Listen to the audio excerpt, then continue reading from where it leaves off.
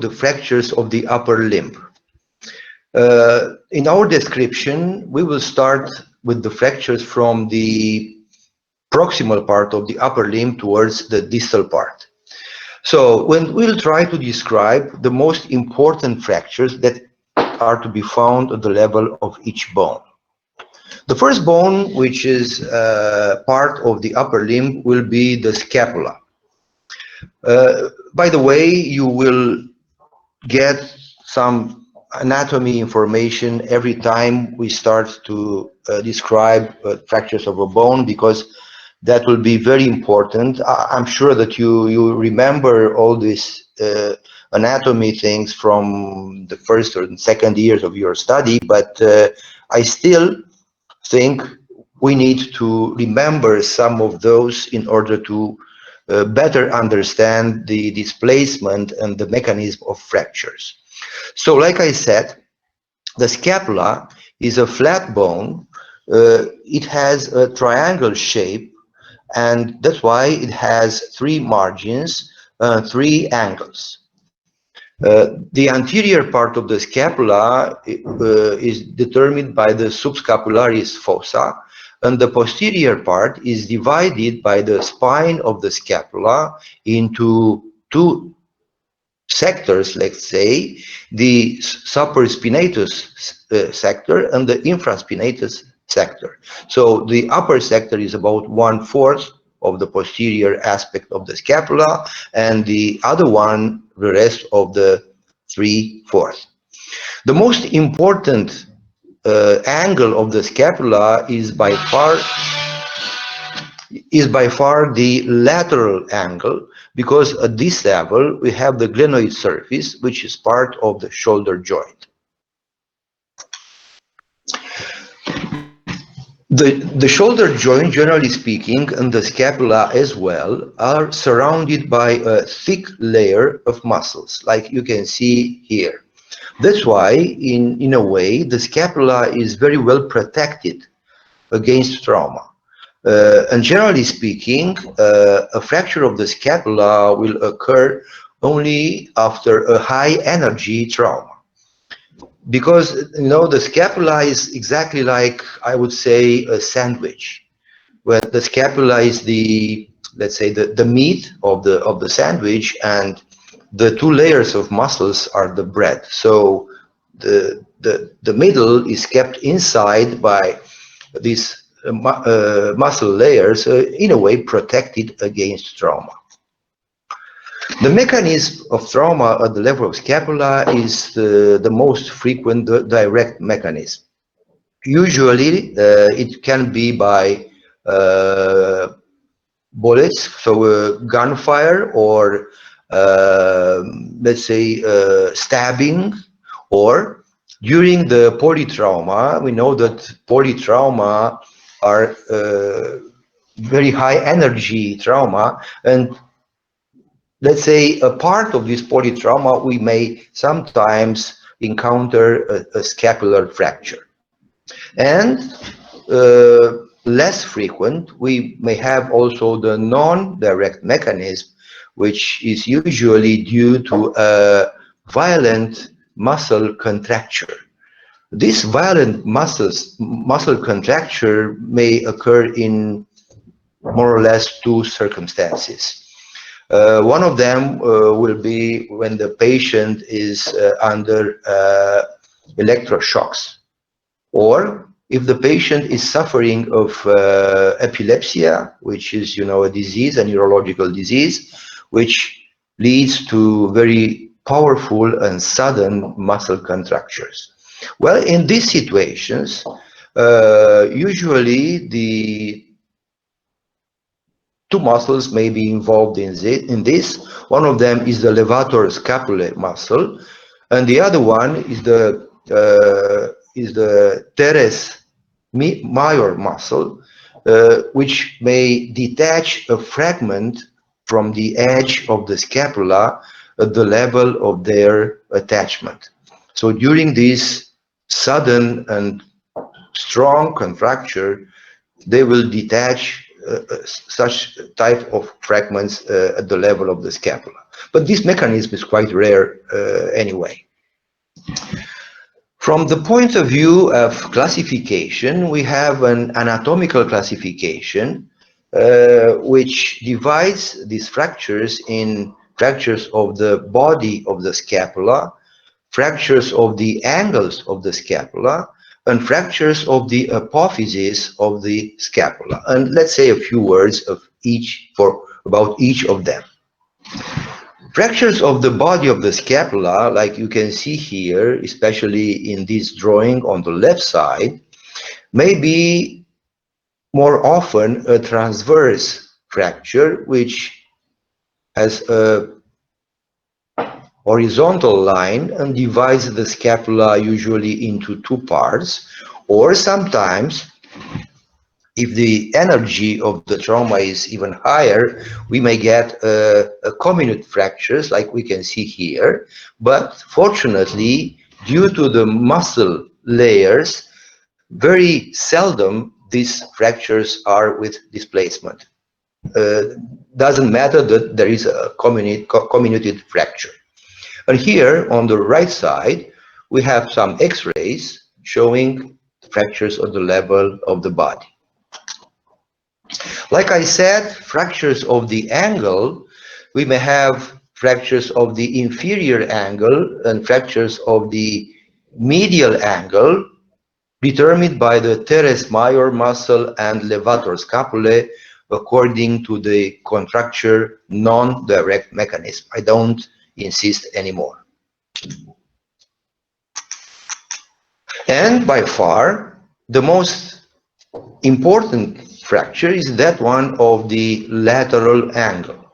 Here we may have fractures of the anatomical neck of the scapula, we can see here in this upper image, and fractures of the surgical neck of the scapula, we can see here in this lower image. The difference is the fracture line. The fracture line in the anatomical neck will leave the coracoid process attached to the rest of the scapula, while in fractures of the surgical neck, the coracoid process will be attached, will remain attached to the lateral fragment. Also, these fractures may be non-displaced or displaced depending also of the circumstances of the fracture. Usually the displacement of the lateral fragment is downwards due to the weight of the upper limb, and also the lateral fragment may be angulated, and so the glenoid surface will change its anatomical position, which of course is a very important for the function of the shoulder. Okay, those fractures described before were extra-articular fractures. You know what an extra-articular fracture is? Means that the articular surface is intact. All the fractures line will be out of the articular surface. In opposition with those, we may have intra-articular fracture, like we can see here, where at least one fracture line goes through the articular surface. Also, we may have fractures of the apophysis of the scapula, like I said before. We may have fractures of the acromion. Here is a fracture of the acromion. Usually, in order to get a fracture of the acromion, we may have a non-direct mechanism at the level of the humerus, so at the level of the upper limb, and the humeral head will impinge over the acromion, leading to the fracture. Also, you may have fractures of the coracoid process. Here is the fracture line. The coracoid process will be, in 90% of the cases, displaced because At the tip of the coracoid process, we have some muscle attachments. Also, we must remember from anatomy that we have the minor pectoralis muscle, the short head of the biceps muscle, and the coracobrachial muscle. So these three muscles, which are attached to the coracoid process, will displace the tip of the coracoid, usually downwards and lateral. So that's why very often these fractures are displaced and need appropriate treatment. We'll see immediately. Generally speaking, the treatment of the scapula fractures are, whenever possible, conservative. I mean by orthopedic methods. Scapula is a flat bone which has a cancellous bone inside, so the regeneration of the bone usually occurs. So the union potential of the bone is quite high. So we don't normally expect to get a non-union. So that's why the immobilization of the upper limb and of the shoulder uh, may be no longer than 3 weeks. So time we consider necessary for the formation of the primitive callus. So like you can see in this image, we may use a splint like this one, where the upper limb lies in a abduction position of the shoulder in order to immobilize the shoulder joint. This will be done only in non-displaced fractures. Only those fractures may be treated by using this method. Also, after removing of the splint, we may start the physical rehabilitation in order to regain the muscle strength and the mobility of the shoulder. There are some precise criteria that may change the treatment indication. So, like we said, we can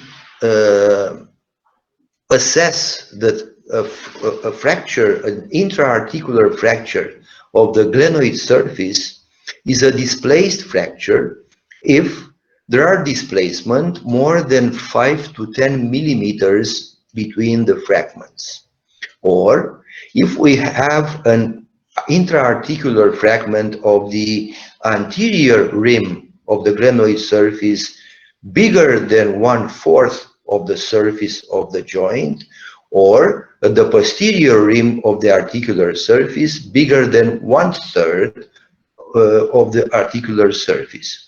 So if these fragments, intra-articular fragments, are bigger than this proportion, then usually we need to operate the patient. So this is a surgical indication which will oblige us to put the patient under surgery, a patient to undergo surgery, and to obtain and to perform surgical reduction and fixation by osteosynthesis in order to restore the normal anatomy of the articular surface, and so to prevent development of osteoarthritis of the level of the shoulder joint.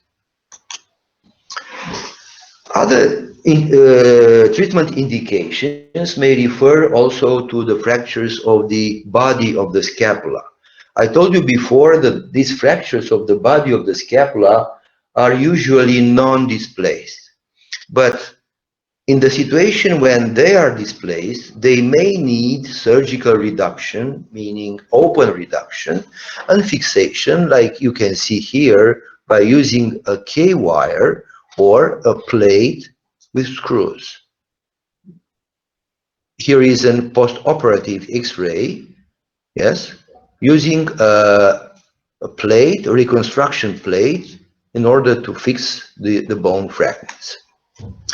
At the level of the coracoid process, due to the fact that 90% of these fractures are displaced due to the muscle traction, of course, 90% of the cases will be treated by surgery, because the only way we can reduce the fragment will be by open reduction, followed by fixation using a screw, like you can see in this X-ray, which reattaches the fragment to the level where it was detached from.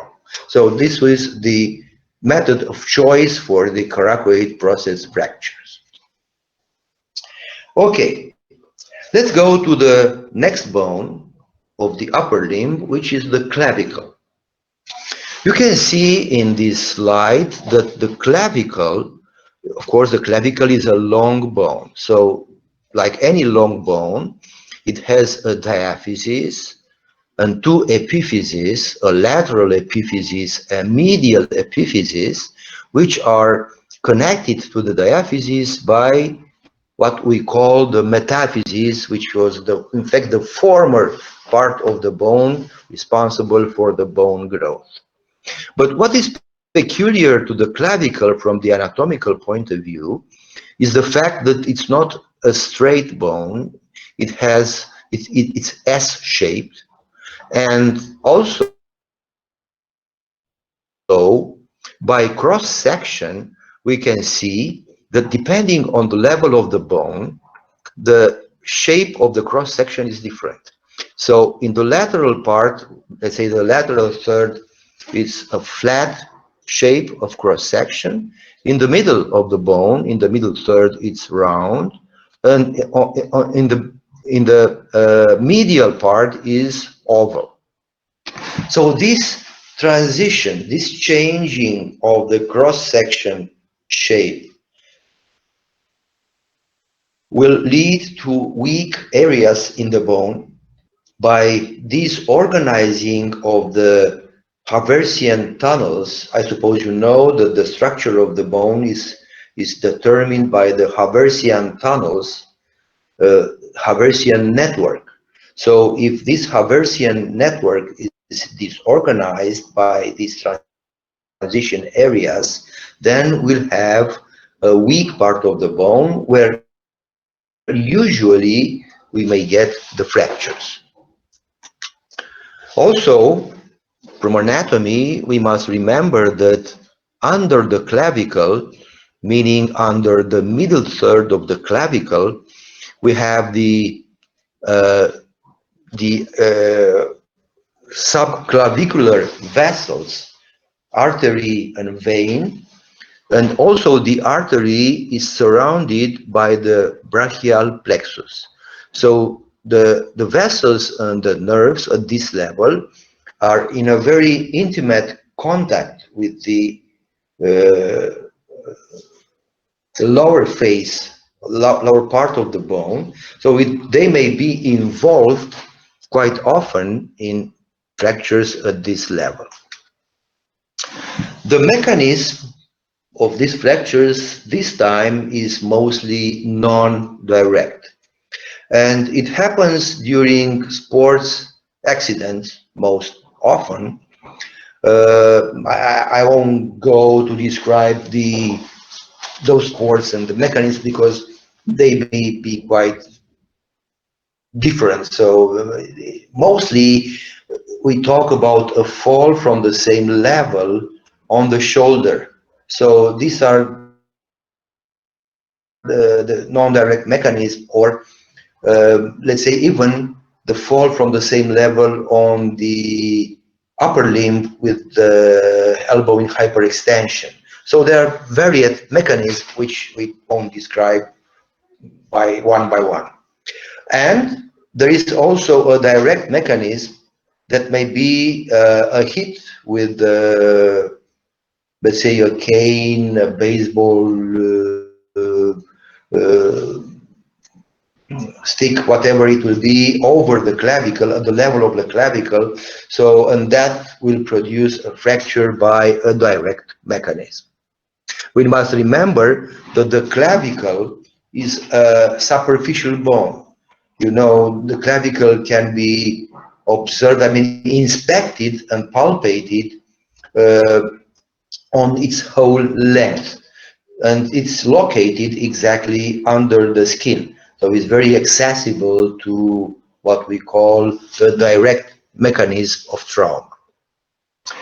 The incidence of the fractures is usually for description. We divide the fractures at this level in fractures of the lateral third, of the medium third, and of the medial third.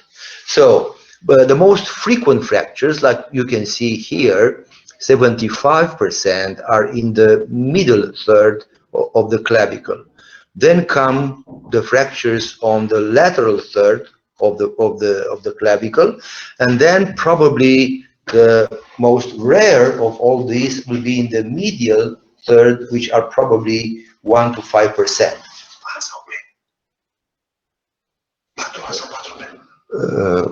Aștept un răspuns de la dacă vorbim cu anestezia și dacă trebuie întrebat, Bădulescu e în sală. Dacă și-a aranjat totul, poți să-l operezi mâine dimineață la prima oră, fac la prima oră. Dacă vorbim cu anestezistul, nu știu. Ok.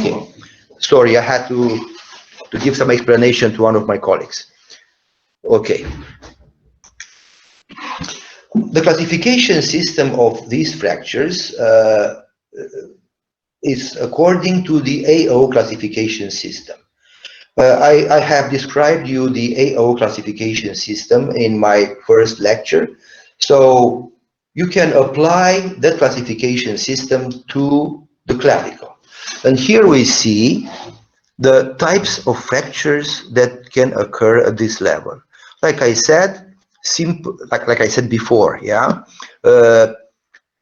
Simple fractures will be type A. Fractures with 3 fragments will be type B, and comminuted fractures will be type C. And each of these types will have subtypes referring to the aspect of the fracture line. So I don't insist, because the classification system is already known by you, and it can be applied, if you understand the mechanism, it can be applied to any long bone. And of course, I also mentioned this, there is no need to know by heart these figures and letters as long as you know the mechanism and are able to find them in a book.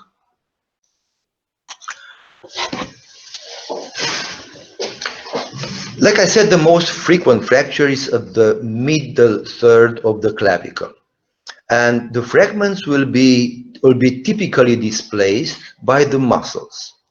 The proximal fragment, the medial fragment, will be displaced upwards and backwards by traction of the sternocleidomastoidian muscle. You can see here this arrow showing exactly how the medial part of the clavicle is pulled upwards and backwards.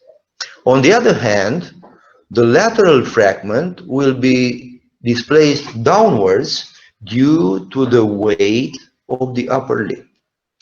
So we'll have mostly a lateral displacement and also a longitudinal displacement, because due to the traction of the pectoralis muscle, the acromion will go closer to the sternum, so the distance between them will shorten, so the 2 bones will overlap one over the other.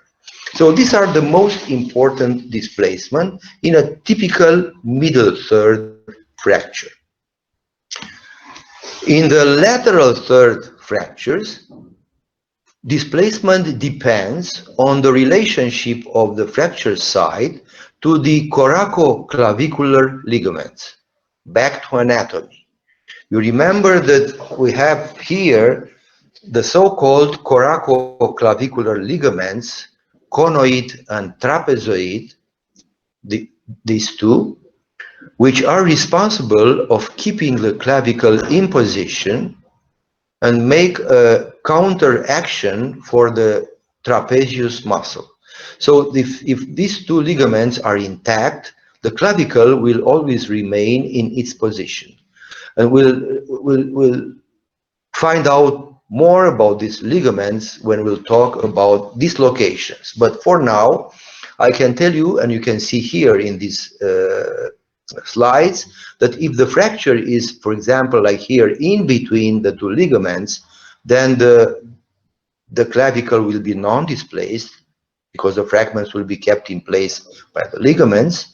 Or if one of the ligaments will be torn, then in this condition, the clavicle will be displaced and the medial fragment will be displaced upwards and backwards, exactly like in the middle third fractures. From the clinical point of view, like I said, the clavicle is very accessible to physical examination. And if we examine the patient by comparison of the two clavicular parts, we will see that, for example, here, this is the normal clavicle, yeah, on the right side of the patient. Even by inspection, there is no need to palpate yet. We can see that this clavicle is continuous. On the other side, we'll see here a gap in the middle of the bone, meaning that at that level, we have a fracture. Of course, all these observations that we get by inspection must be completed by palpation. So we palpate the clavicle, and at a certain moment, our finger will drop in a groove at the level of the fracture, thing which will confirm the existence of this fracture at this level. First of all, I need to tell you that any fracture is accompanied by pain and physical disability. These are general signs for each fracture. The pain will be at the level of the fracture, of course, and the physical disability will refer to the part of the limb which is in the neighborhood of the fracture. So in this situation, first of all, the patient will have pain and impossibility of performing the abduction of the shoulder over 90 degrees. Probably during my description of fractures, sometimes I will not even mention these two signs like pain and physical disabilities because they are common to 100% of the fractures we are talking about. Okay, so this is from the clinical point of view.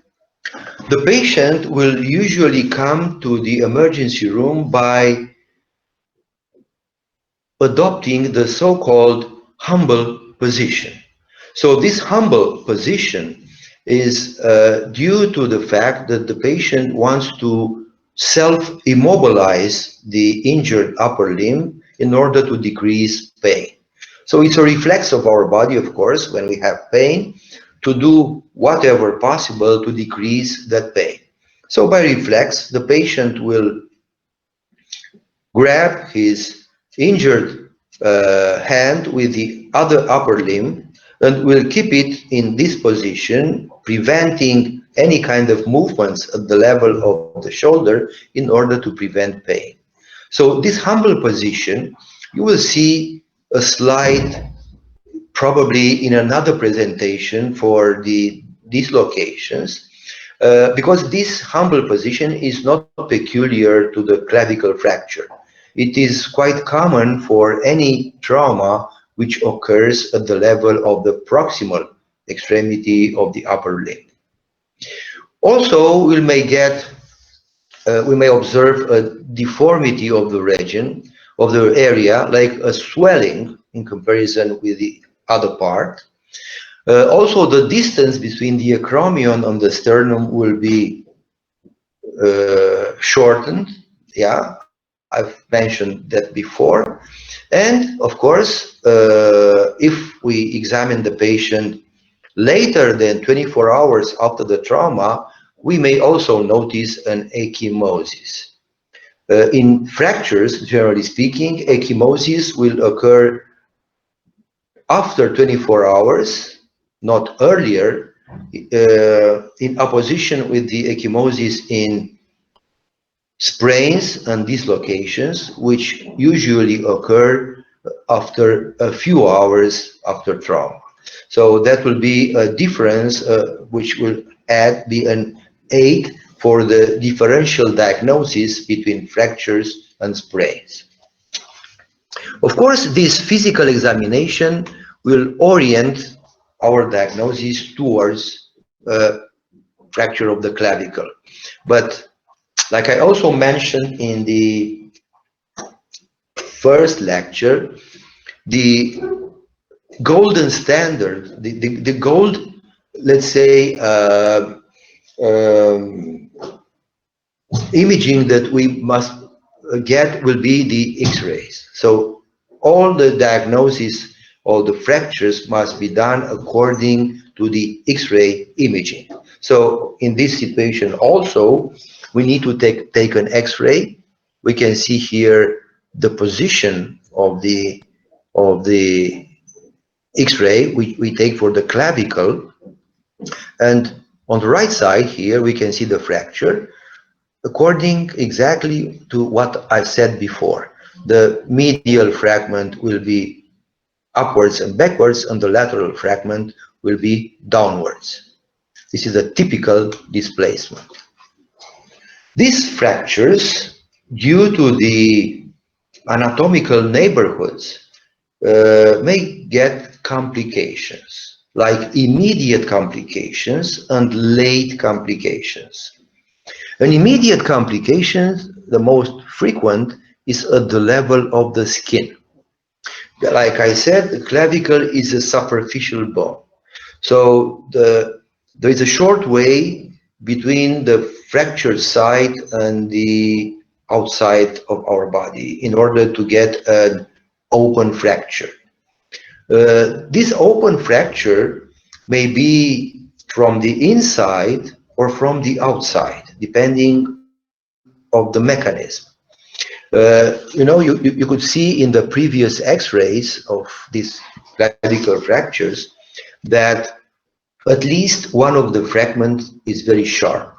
So this fragment being very sharp, especially the medial fragment, when it is displaced upwards, it may hurt the skin and open the fracture from the inside to the outside.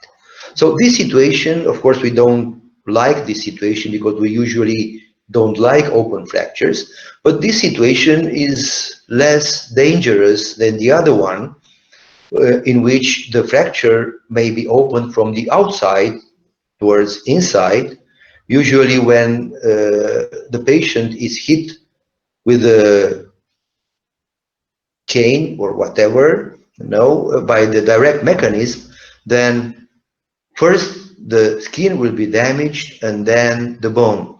So this situation is more dangerous because it will bring germs from the skin and from the outside, from the clothes, from even, I don't know, soil, whatever will have at that moment inside the fracture site, and may lead to an infection at the level of the fracture. So these fractures, these open fractures, are those which are open from the inside to the outside have a better prognosis than the other one in terms of infection. Other complications, other immediate complications may be like vascular complications. You could learn that there is a very close contact between uh, the inferior surface of the clavicle with the subclavicular vessels.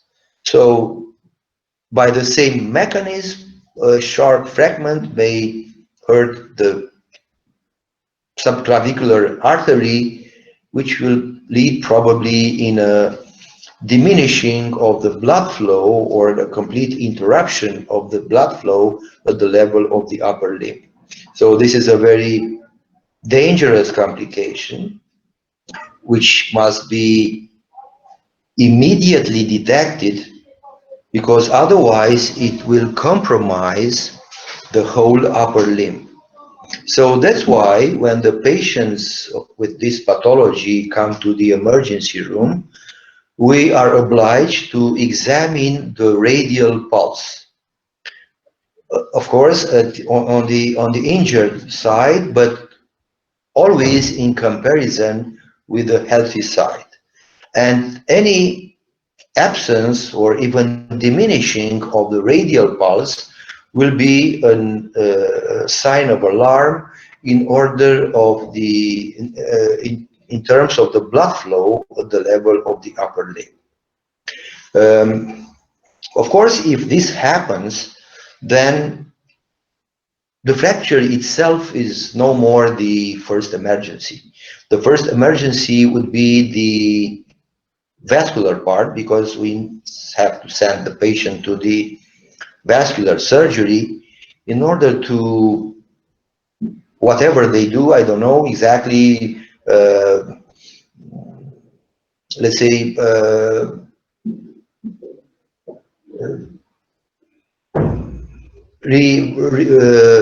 put a graft at the level of the artery if necessary, or perform or this obstruction of the vessel, whatever they do, they consider necessary in order to restore the vascularization of the upper limb. And this thing will be done very quickly, because otherwise the soft tissues will be compromised. Other complications may be like nerve complications. According to the same mechanism, the artery was injured. Also, the branches of the brachial plexus may be injured. So, in addition to checking the radial pulse, we must also check the mobility and sensitivity at the level of the extremity of the upper limb when the patient comes to the emergency room. So we need to invite the patients to do all the necessary movements and to check if the skin has a normal sensibility at the level of the fingers and the hand. And also, an immediate complications that can occur is at the level of the lung. You know, especially in the type B fractures. Remember, type B fractures are those with 3 fragments. In type B fragments, the intermediate fragment usually may rotate with 90 degrees, and being very sharp, it may pin the dome of the lung. So if it pins the dome, meaning the upper part of the lung, it pins the dome of the lung, then the air will come inside and will get to that thing that we call a pneumothorax.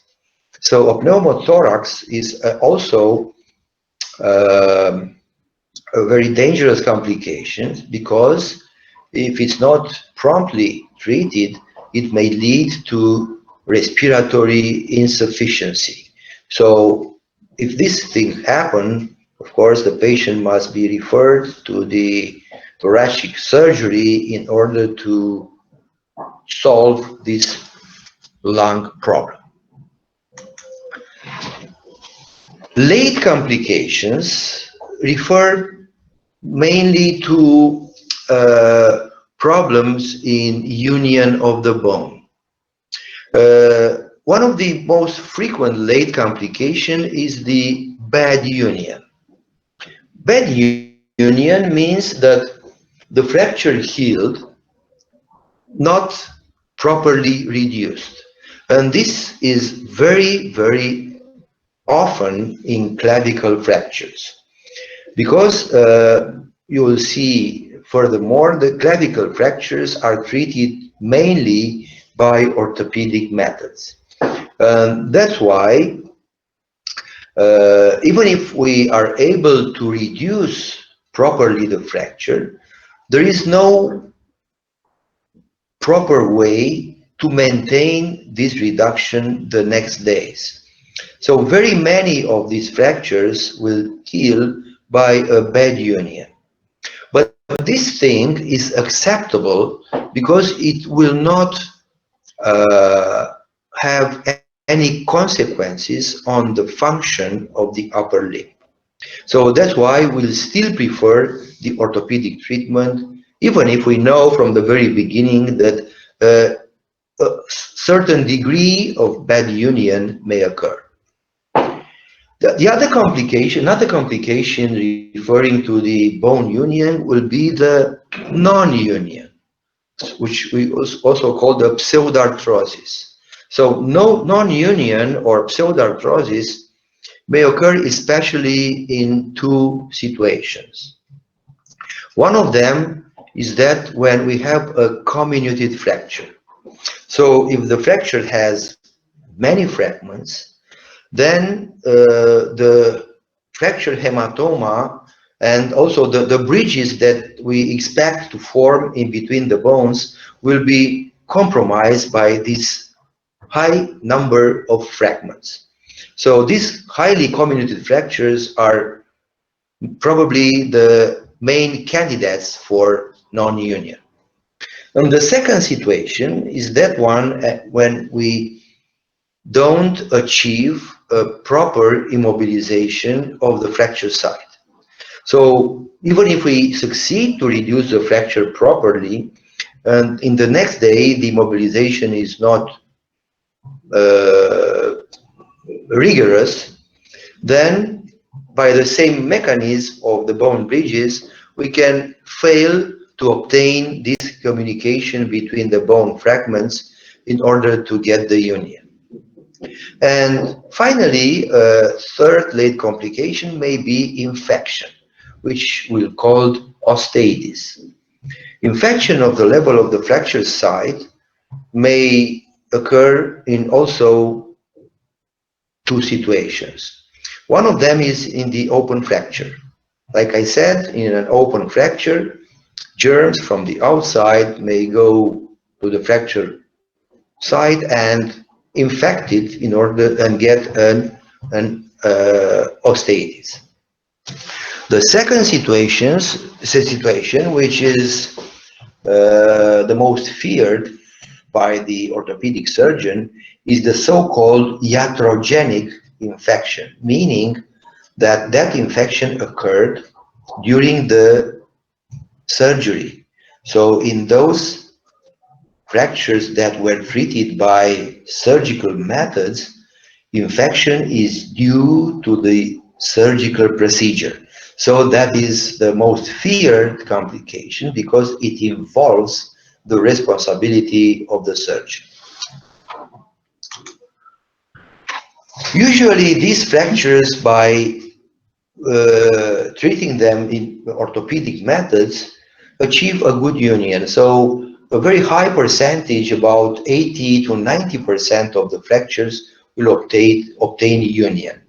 No matter if the clavicle will heal some shortening, and that will not have any consequences about motion at the level of the shoulder joint.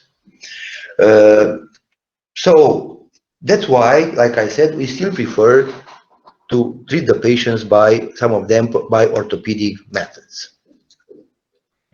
Because the surgical treatment has also some disadvantages.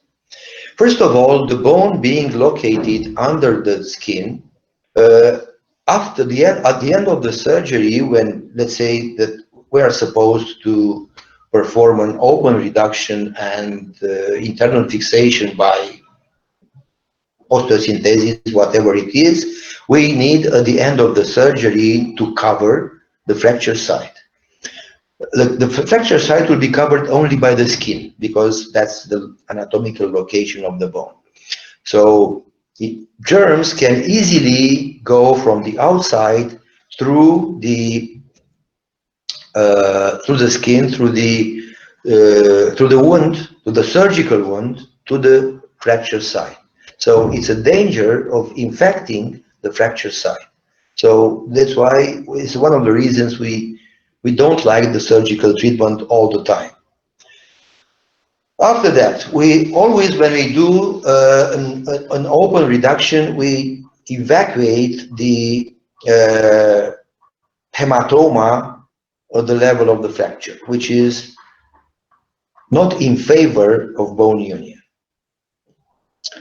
And also, due to the fact that the clavicular region is quite an exposed area in people, especially in ladies, this surgery, it may lead to scars, inesthetic scars, that may produce a psychological disadvantage on that person's. So that thing is also to be taken into consideration when we decide or not to operate a fracture of the clavicle. The orthopedic method will consist in close reduction, and like you can see here, the patient will be seated on a chair, and then the surgeon will put his knee in between the scapulas of the patient and will put traction on the both shoulders. In fact, he will pull the both shoulders upwards and backwards. If you remember the displacement in a clavicle fracture, the lateral fragment is dropped by gravity and the medial fragment is displaced upwards and backwards. So the only way we can put the two fragments into contact will be to bring the lateral fragment near the medial fragment, because the medial fragment cannot be manipulated by all means, because it is kept in that position by the trapezius muscle and by the sternocleidomastoidean muscle. So what we do by this maneuver, like I said, we bring the shoulder together with the lateral fragment near the medial fragment. And in this position, we immobilize both shoulders in an 8-shaped bandage. Here, look, this is the bandage. This is an anterior view, and this is a posterior view. So that's why we call this type of bandage an 8-shaped bandage. Well, this bandage is supposed to maintain our reduction. Well, I have to tell you that it doesn't succeed to do this, because due to respiratory movements, this bandage will get loose very quickly, probably in 1 or 2 days, and some of the displacement will come back. So that's why most of these fractures end by healing with a sort of bad union. And that's why this bandage must be remade every 2 or 3 days. So following the correct follow-up of this method is very difficult and usually fails to keep the proper reduction all along the immobilization period. Very different types of bandages have been imagined, like you can see in this slide, in order to make it better. I mean, to make it more capable of immobilizing this fracture after immobilization. But like I said, we still accept this slight degree of bad union in these fractures as long as it doesn't uh, have any consequences over the function of the shoulder. But still, there is a surgical treatment as well. Of course, not all these fractures will be treated by orthopedic methods. There are some specific situations when the surgical treatment is indicated. And let's encounter these situations. First of all, complicated fractures. So when the fracture is complicated by a vascular or neurological complication or a lung lesion, yes, in all these situations, we need to go to the fracture site by surgery and solve the problem of the soft tissues, first of all. I mean, the impingement of the bone fragments over the soft tissues. And if we are at the level of the fracture site, then of course we will also perform an open reduction and internal fixation due to the fact that we were obliged to go to the fracture site. Other situation will be in fractures of the professional athletes. For example, such a fracture will be in a professional athlete which let's choose a sport in athletics, probably sparrow specialty. So that guy is an athlete which specialty is throwing the sparrow. Yeah. Well, in this athlete, of course, we cannot afford for the clavicle to heal with shortening or I don't know, lateral displacement, so on, because we need for that person to come back after physical rehabilitation to the same level of sports activity he had before. That will be impossible if we will not restore the anatomical shape of that clavicle. So you are obliged to do an anatomical reduction by open reduction and fixation. Other situation will be with comminuted fractures. In comminuted fractures, we know from the very beginning that statistically the evolution towards non-union is quite often. So if we have a high degree comminution, probably we prefer to operate the patient from the very beginning in order to avoid non-union. And finally, the treatment of the non-union, of course, non-union resulted from using of the other method, of the orthopedic method, must be treated with other method. So you cannot treat non-union with other method than surgical. What do we do in terms of surgery? Here is, this is a good X-ray because you can see here, it's a type B X-ray with an intermediate fracture, when the intermediate fragment, like I mentioned, is maybe responsible of pinning the lung and leading to pneumothorax. The surgical methods, the surgical methods of fixation are a few, let's say. One of them is this one we can see here. We introduce a Kirchner pin through the long axis of the bone.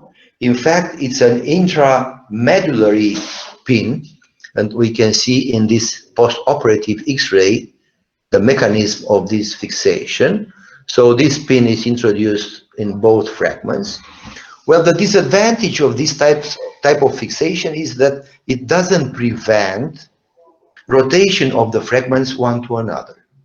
So that's why in many situations we prefer the osteosynthesis by plate and screws, with at least 3 screws in every fragment in order to achieve a solid fixation. And this type of fixation, of course, will prevent also rotation of the fragments one to another.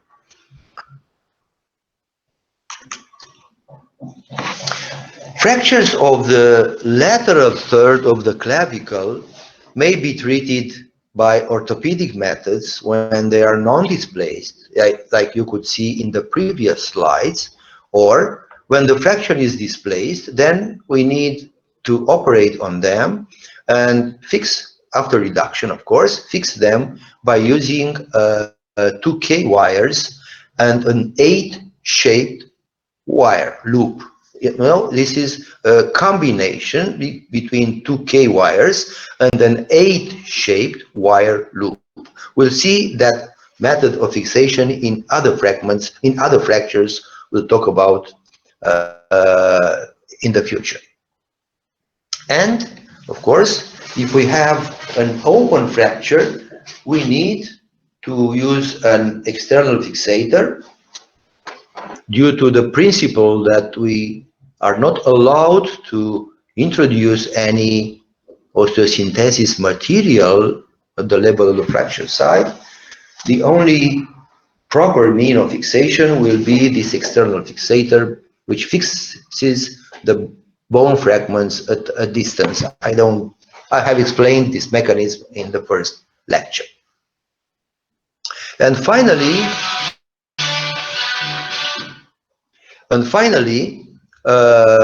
fractures of the medial third of the clavicle are quite rare, like I said, and due to the fact that the origin of the sternocleidomastoidean muscle at this level has a fibrous extension over the bone, usually these fragments are non-displaced. Like you can see here, they are non-displaced, but what can happen, well, can be a torticollis at the level of the neck. I suppose you know what a torticollis is. A torticollis is a deformity of the head, which will be bent on the same side of the lesion, but rotated towards the opposite side of the lesion. It is due to a unilateral contracture of the sternocleidomastoidean muscle. So this fracture, due to its neighborhood with the origin of the sternocleidomastoidean muscle, may be responsible of this reflex contracture leading to torticollis. So torticollis may be, let's say, a non-direct sign of a fracture at this level.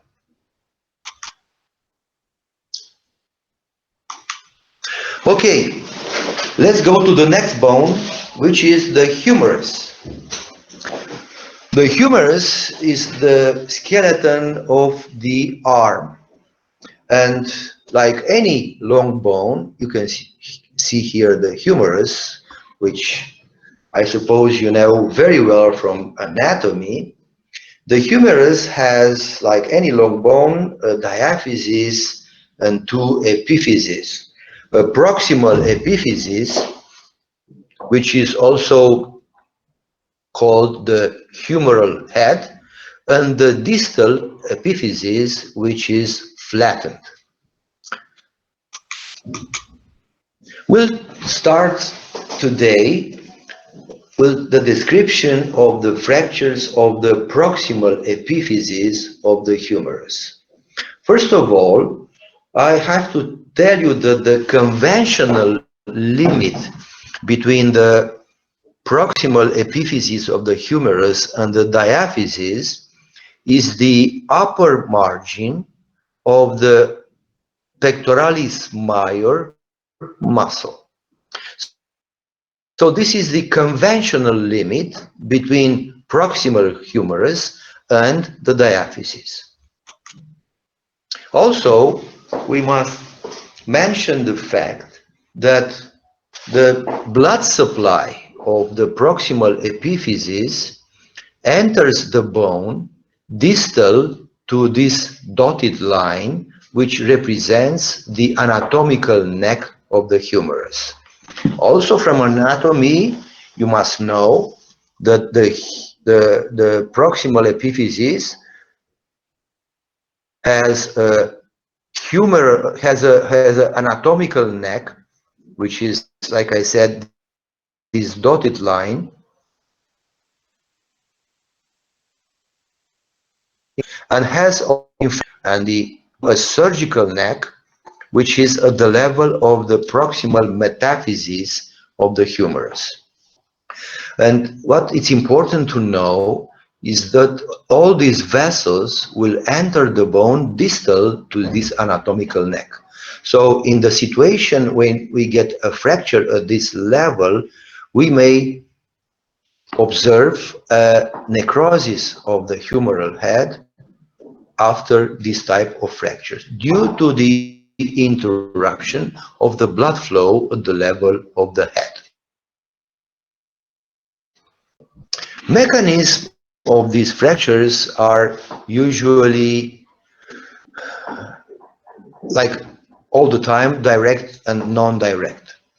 The direct mechanism is like a direct blow at the level of the shoulder.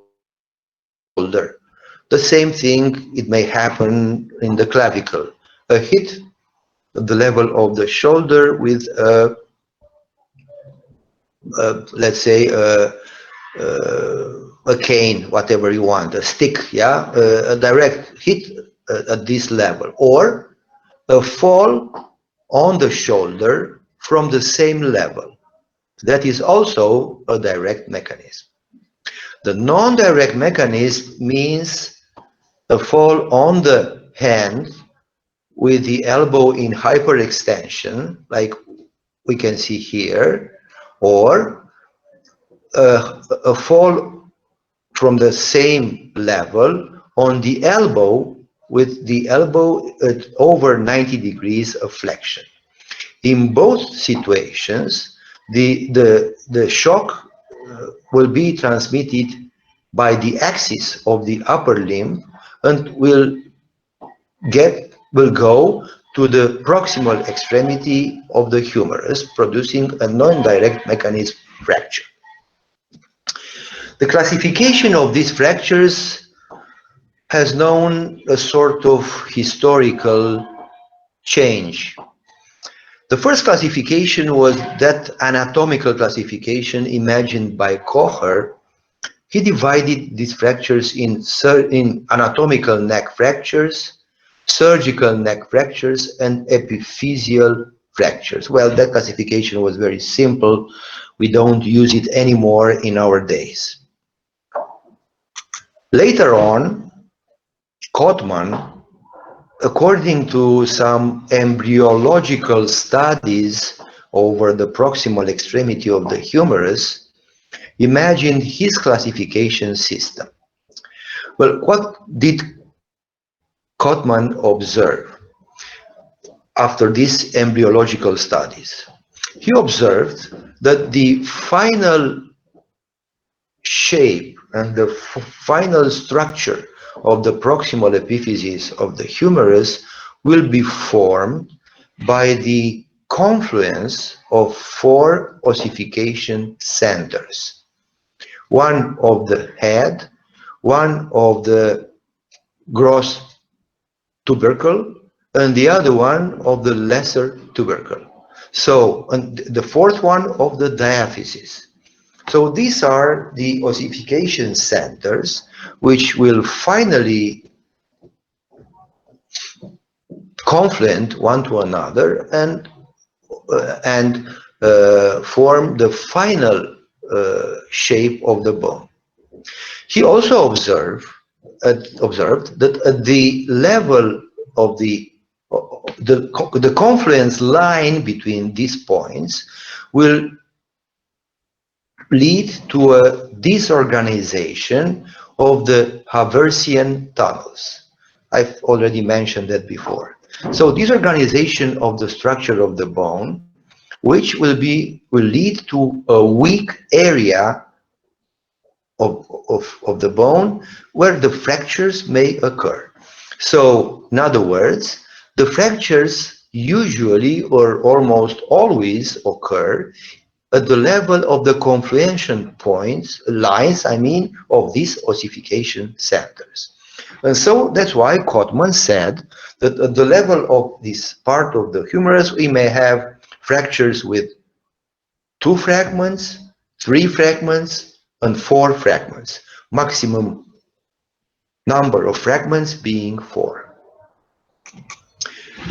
After that, Neer, you can see the name here, Neer imagined in fact, the classification system which we use even in our days, which in fact is very similar to the Cotman classification system. In addition, he described a 5th type of the fracture when we have 4 fragments, but also a dislocation of the humeral head. So an association because between a 4 fragment fracture and dislocation of the shoulder. And also, Neer brought his displacement criterias. He said that in this area, a fracture is considered displaced if there is a distance then more than 1 centimeter in between fragments, or an angulation of more than 45 degrees between fragments. So specifically to this area, only those fractures which have these values may be considered displaced fractures. And let's go to describe shortly the most important types of fractures at this level. The first one will be the fracture of the anatomical neck. I have already told you many things about the vascular outcome of these fractures. This fracture is an intra-articular fracture because the humeral head will be displaced inside the shoulder joint. It has no more capsular or muscular or whatever attachment, so it's like a loose body inside the shoulder joint and cannot be manipulated by any means, I mean by external maneuvers. That's why the head may get dislocated, and also the head will not have any blood supply anymore, so it can undergo necrosis. Other fracture will be fracture of the gross tubercle. You can see here the gross tubercle has a very important muscle attachment which is known under the name of the rotator cuff. The rotator cuff is composed of supraspinatus, infraspinatus, and teres minor muscles. So these 3 muscles by a conjoined attachment are the rotator cuff, responsible of the external rotation of the arm, and in some situations also of the abduction of the arm. You can see here in these x-rays that this gross tubercle fracture is very often associated with anterior dislocation of the shoulder. So they go together many times. If this fracture is displaced, then we need to operate the patient because we won't be able to reduce the fragment unless open reduction. So we perform open reduction and fixation with a screw, like you can see here, or a wire loop. Well, there are different methods of fixation. I won't go into details. The thing which will reattach the fragment and will, which is the most important thing, will make again possible the action of the rotator cuff, which is very important for the function of the shoulder. Only non-displaced fractures may be treated by orthopedic methods, I mean by immobilization of the upper limb in a split. Fractures of the lower tubercle are very rare. I mean, independent fracture of the lower tubercle is very rare. To the lower tubercle is attached the subscapular muscle, which will displace the fragment medially and posteriorly. Of course, if we have such a isolated fracture, we need to fix it by surgical method by using open reduction and a screw fixation. But by far the most frequent fracture of the proximal extremity will be the fracture of the surgical neck. You can see here the fracture of the surgical neck is usually at the level of the metaphysis of the bone, and it may produce by non-direct mechanism, usually when there is a fall on the upper limb, on the hand with the elbow in hyperextension, but with the arm in abduction or adduction. Usually the displacement will be by angulation, so we can even on the X-ray measure an angle between the head and the diaphysis. The angle usually is opened towards medially when we have an adduction mechanism, and is opened towards laterally when we have an abduction mechanism. The most important thing for the outcome of these fractures is to find out if the two fragments are in contact one to another, or they have lost completely the contact one to another. Because if they are still in contact one to another, then we can hope in a good union by using orthopedic methods. So this one is, you see these X-rays when the fragments have completely lost their contact in comparison with these ones when the fragments are in contact one to another. This is a fracture with two fragments according to the Neer classification.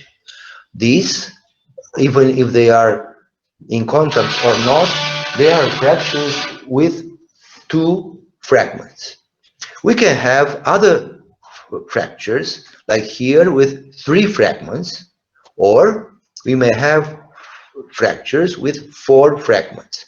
So all the types that are in Neer's classification. You have a table, a few slides, a few previous slides, you had a table with the Neer classification system.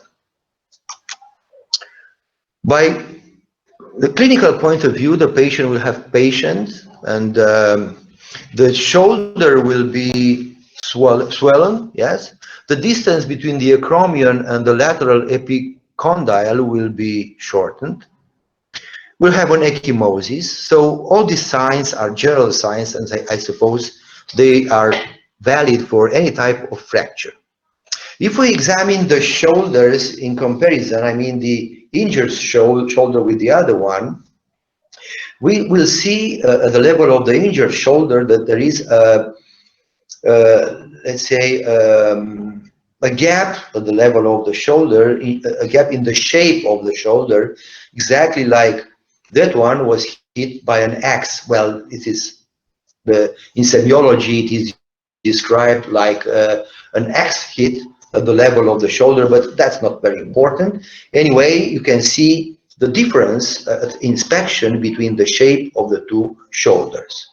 Usually the patient comes to the emergency room in that humble position, sustaining his forearm on the injured side with the healthy hand, and moving let's say, in one piece. I mean, he doesn't like to move his upper limb at the level of the shoulder because that will prevent pain. That's why he moves the thorax together with the upper limb at the same time in order to self-immobilize the fracture. Sometimes in skinny persons, we may even palpate, we may even be able to palpate the diaphysis fragment, which is usually very sharp, through the muscles. Of course, only in skinny persons with very thin muscles. But this is not a very important sign. Of course, the X-ray will be the examination that we need for a precise diagnosis. At least an anteroposterior uh, view, and uh, sometimes we need a second view, even a transthorax view or an axial view. An axial view will be the most useful, but it will be very difficult to put the patients in with his arm in a 90-degree abduction after the trauma, because that will produce pain. So that's why we prefer transthorax view, which may show if we have a displacement at the level of the fracture, meaning if the fragments are in contact one to another. Sometimes we need a CT scan or an MRI, especially in comminuted fracture. We may need a CT scan, or when we have soft tissues complications, an MRI will be extremely useful. Differential diagnosis will be done with contusion or sprain, with shoulder dislocation, fracture of the lateral angle of the scapula, fracture of the coracoid process, fracture of the acromion. So in fact, with all the fractures around the shoulder. I don't insist, the diagnosis will be done by examination. Treatment of these patients may be orthopedical or surgical. It depends very much if the fracture, the fracture fragments are into contact one to another. If the fragments are in contact one to another, then we can use an orthopedic method, like immobilizing the shoulder in a bandage, like we can see here, a Dessau bandage, like we can see here in the right picture. We don't prefer this cast like left image, because that will lead to neighborhood complications referring to the elbow and shoulder. So we'll get stiff joints, which will be very difficult to uh, recover. So that's why we prefer soft tissue bandage for only about 3 weeks. Also, if the angulation between the fragments is more than 45 degrees, according to the near principles, we need to reduce this dislocation by external maneuvers, which will be the opposite movements that happened during the fracture. So after reduction, we can go for the next step for immobilizing the shoulder in this Dessau bandage. But in our days, this treatment is, let's say, of chosen in old patients, in those that cannot undergo surgery due to some other health conditions. But the great majority of the patients will be operated, so they will treat it by surgical methods. We prefer always, when possible, the close reduction in order not to evacuate the hematoma of the fracture, and then fixation with K-wires or screws, cannulated screws. Here we see an post-operative X-ray. We have a a picture on the right side showing the method, and post-operative X-ray, when we see these pins after reductions were introduced through the skin, yes, by minimal invasive surgery, through the fracture site, of course, under X-ray image intensifier, because otherwise we don't know the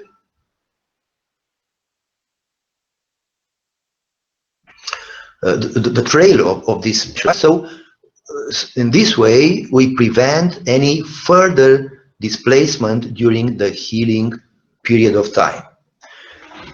When the reduction by external maneuvers is not possible, so the closed reduction is not possible, we need to go into the fractured site and perform the open reduction and fixation with the plate with screws.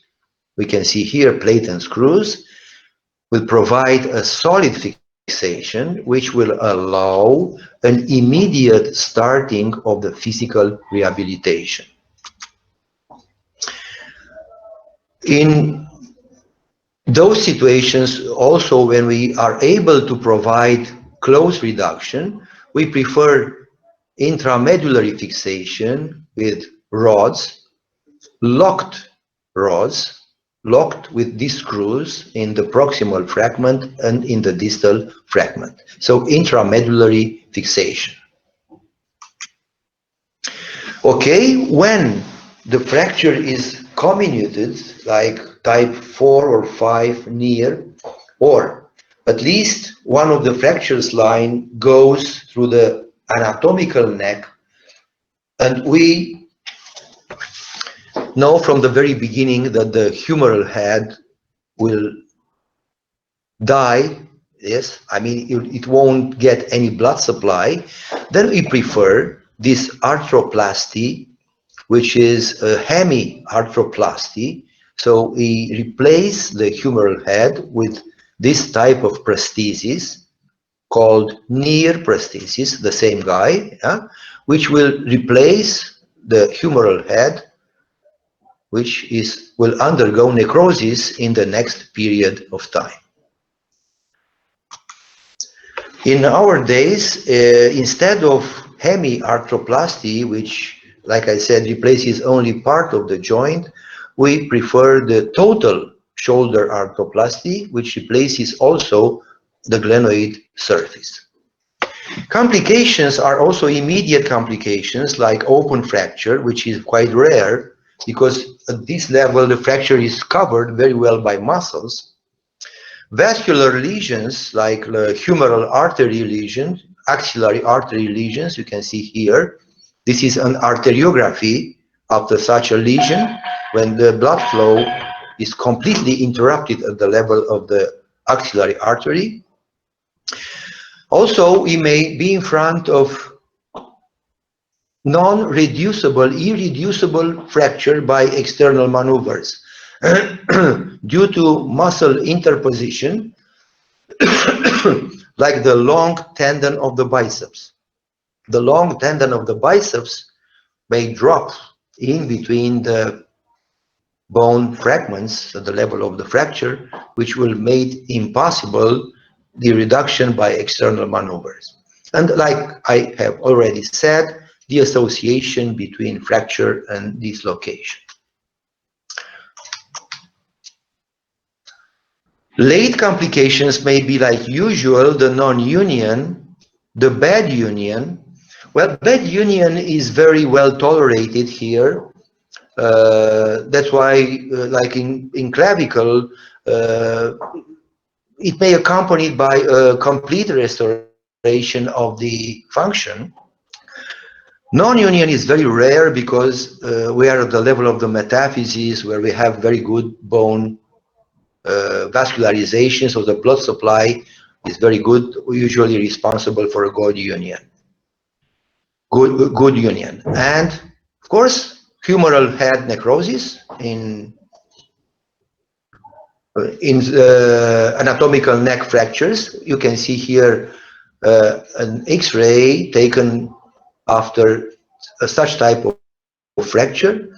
You can observe the complete lack of the humeral head because it underwent complete necrosis. Okay, we'll stop here today. We'll continue tomorrow with the fractures of the upper limb.